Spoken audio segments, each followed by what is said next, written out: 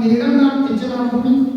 இப்படி திருமொழி சீதை வடிவம் தாங்கிய அன்னை மகாலட்சுமிக்கு இந்த உலகம் போல ஒரு மகனாக வந்த பெருமாள் ஒரு பிள்ளை வடிவமாக செந்தூர் கடலுக்குள்ளே தோன்றி அவர் இந்த உலகத்திலே உகப்பர சோதனைகளை பார்த்து கிரீடம் சூட்டி இனி இந்த உலகத்தை செல்வோம் ஏந்தி ஒரு மொழிக்குள்ளே உலகத்தை அப்படி இந்த உலகத்தை ஆள வந்தவர் இந்த சக்கரமுடிக்கு படியேறிய சிம்மாசனத்தில் அமர்ந்திருக்கக்கூடிய ஐயா நாராயண வைகுண்ட சுவாமி.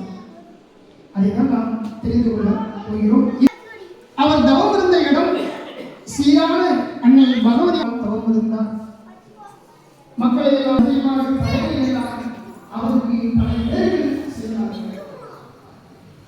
முன்னாள் புரோணி அவன் ஆளும் துண்டாக துணித்தவர், பின்பு இறைநிலை வைத்தவர்.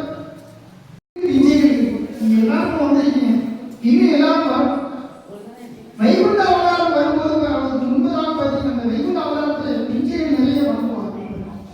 அது நமக்கு தெரிந்து கொள்ளும். ஏன்னா மற்ற இவங்கள் மாதிரி கிடையாது இப்போ நடக்கிற